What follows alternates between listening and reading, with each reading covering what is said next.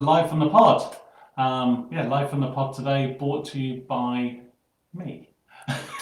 I'm on my own today, which is going to be fun. All on my lonesome, but that's okay because we've got some cracking questions and we're going to be covering Canva today. So people are starting to call me the Canva guy around town. I may as well just lean into it. So I'm going to get straight into some questions. If you've got anything, please just shoot it up. Also today we're on Instagram Live, so I've got the camera up here and I've got the Instagram Live going on here at the same time. It's going to get a bit confusing, but we'll work with it. So I've written down a whole heap of questions which have come through, or some have, and also some popular questions that I normally get asked as well. All right, so the first one is really, how do I make text curved? So people like to have a nice curve on it or go around pictures and that sort of stuff. So it's quite simple. You can just select the text and then you select curved from the effects menu. You'll be able to see that. So you've got your normal text, you click on that up to the top of edit text, and then you can just drop down to curve, and then you can actually adjust that bend as well. So if you've got a circle that you're going around, you can actually make it bend around that circle as well. It's rather handy because there's a little guideline on it as well, which will match the complete circle, so you can get it right. You'll see what I mean when you start playing about with it. I'm not going to hang on too long with that one. How can I bring something forward? I get that asked all the time. So we all know about the different layering effects and everything on Canva, and it can get really frustrating at times where you've put up a picture and then you want to put text over the top of it, but then you want to click to that picture again to move it bigger or smaller or change the color or whatever you want to do. I think that's really frustrating because you can't start clicking on the text. Okay, so all you need to do here, quite a simple one, is you can right click on any of the fonts or colors or pictures on the screen. So right click, then you click layer, and you can scroll down to either bring forward or move back for that one, or, which I find is better, is click show layers.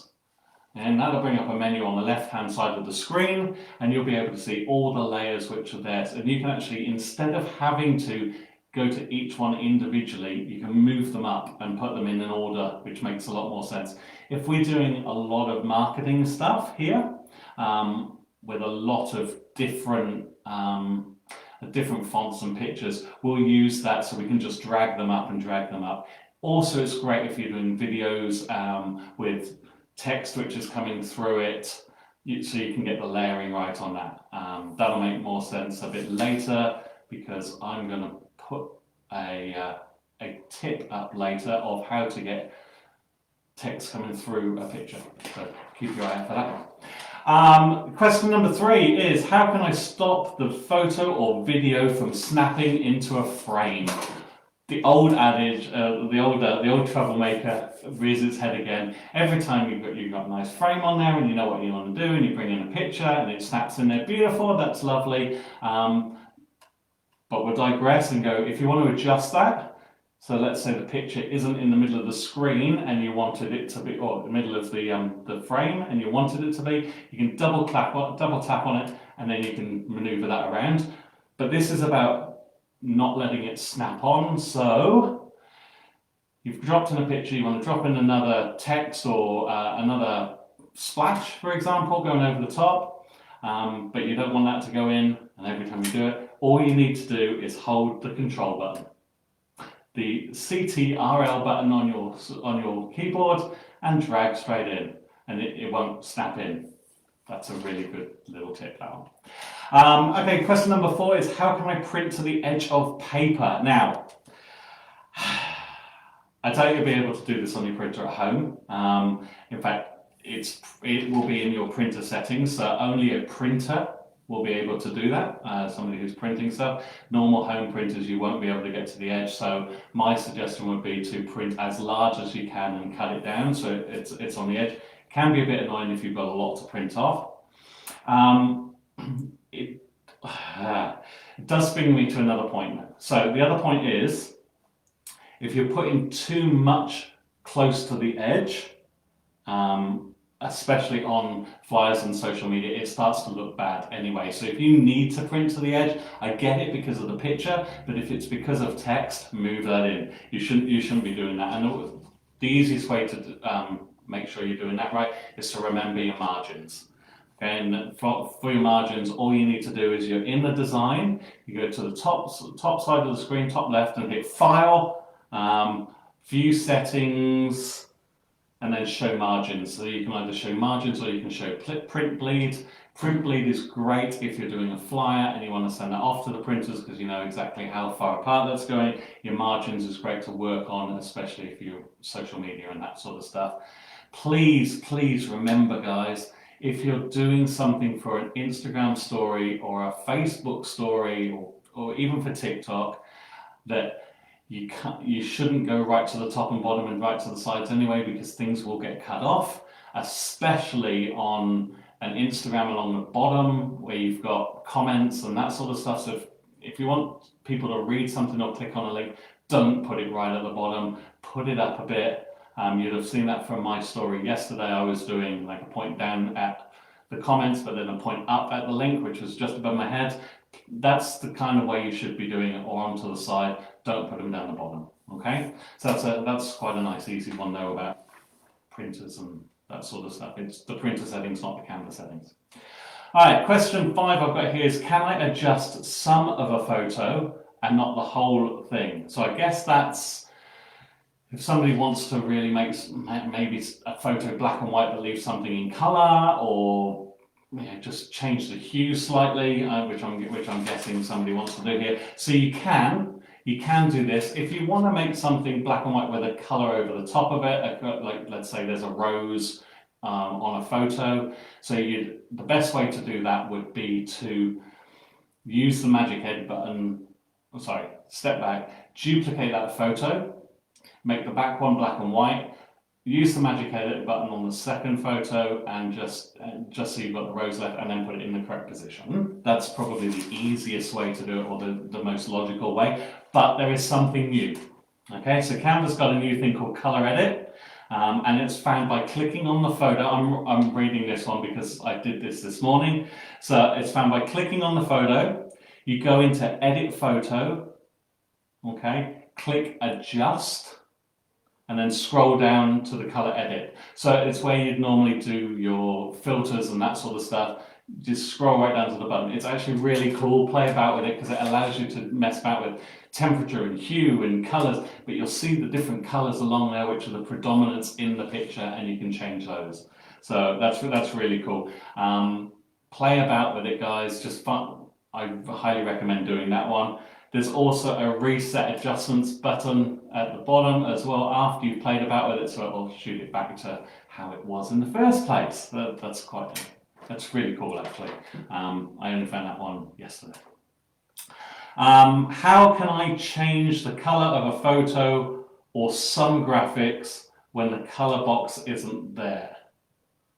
Okay, so how can I change the color? Oh, okay, so changing the color of a photo or some of the graphics, that makes sense. So you'll have noticed it yourselves if you're doing a post or a flyer and you pull something out of the elements and you want to just change the color to your brand colors, say, and it won't let you do it. Okay, so there's a way to actually change to a couple of colors, especially for an element or a graphic, and all you have to do is click on it, go to edit, and then you find duotone. That's D-U-O-T-O-N-E, duotone, and then you can change it to a couple of colors. So we use obviously our teal and black, the teal and black on most things, so we change things to that color. You can then change close to it, but if it isn't exact, you can then go into it and change those two colors. Okay, really hard to explain without showing you, but I'm sure you can do that. So click on it, go to edit, find duotone, and it will give you a whole heap of different filter equivalents, which just color changes, and then you'll be able to change it that way. Okay, how can I quickly make a social media post in my colors? Oh, that's great, because somebody's listening about branding and all that sort of stuff, which we keep talking about. So it's a great question, but it's really, really simple. So from the home screen, you go to templates, which is on the left hand side. And then you can now click social media, for example, or whatever you want. Let's say Instagram posts, because that's a nice easy one, or a Facebook post. You can narrow down a lot to whatever you want as well, just by using the different filters which are along the top. And when you find one, click on it and hit customize this template now. Okay, so that'll be a nice big purple box which is there, really, really simple to find. And now that'll open up. You go to the left hand side of the screen and you click your brand. Okay, so there's the brand thing there, because everybody should have completed now and filled up their brand, because I keep talking about it. And then you can literally hit shuffle colors. And once you hit shuffle colors, it'll all be done for you. This actually leads on to the next question as well, which is how can I change a presentation to have to change a slide or change it slide by slide, or can I do it in one hit? Very much like the last way of changing a template, where you go to brand and you can shuffle the colors. So that's nice and easy. Or you can open a presentation and you can click on what you want to change, and that might go through all of it. That might be a circle or a certain line or a box or a font even, which you want to change, but you want it to change the whole of the presentation. So you can click on that and you go to change it, how you normally would edit something. But this time, on the left-hand side of the screen down in the bottom, you will see apply to all, or change all it's called, change all. And you click that, it'll change the whole presentation for you. So that'll make your life a little bit easier. There is a new thing out I saw this morning as well, where you can change logo. I'll bring you more of that as soon as I figured out what that is, but I saw an advert for it through Canva, and there's a way to change logo on everything in a presentation, rather than having to do it one by one, because logos are different to text and colors. So bear with me on that one. Okay, I've had a few questions recently as well about AI. So AI can be hard to explain, and some of the AI features which are in Canva, but there's a real, I've spoken to you all about the way things are written, and that you can get posts done quickly and all that sort of good stuff. There's something brand new as well, okay? And I've played about with this, and I'm loving it. It's called Imagine or Imagine. It's IMAGEN. And the way you do it, okay, and I'll tell you how to do it first, and then I'll tell you what it does. So you open up a normal design, as you would be as if you were starting one up. From there, on the left-hand side, you go to Apps, and just where it says, click on that, in the search bar at the top, you just put Imagine, IMAGEN, Imagine, and it'll open up. Now, what it'll allow you to do is it will turn text into photorealistic pictures. So the AI part of this is just absolutely phenomenal, and I've given it a go. It comes up with a great little picture of a corgi riding a motorbike, and it's photorealistic. So in Imagine, you can do that.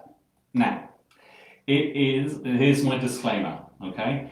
You get 25 free of these searches to do a month if you're with Canva Pro. Okay, if you're not with Canva Pro, you're going to have to pay for it. If you want over 25, you're going to have to pay for it, because it's an add-on. Right? It's a bolt-on to Canva. I suggest giving it a go, because it's pretty cool. If any Canva Pro viewers or fans are out there, definitely give it a go. You get 25 a month. Just play with it. So that's open up a presentation as normal. On the left-hand side, go to Apps. Click that. Type in search bar Imagine, IMAGEN, and open that up, and you'll be able to do the same thing as you would do with Magic Edit or Magic Create. That'd be a nice easy one for you. Lastly, because I haven't got any questions, nobody's asking me anything yet, is Canva Pro worth it? Great question. Yes, I believe it is worth it. Yes, there's a cost involved in it, but it's about $15 a month, which is a lot cheaper than a hell of a lot of other programs out there at all. So personally, I would pay for Canva Pro. Do pay for Canva Pro. You just get so much with it. So you've got all the access to a lot more features and photos. Plus, you've also got the opportunity to play about with the AI a little bit more, and you get some free stuff as well. It's definitely worth it.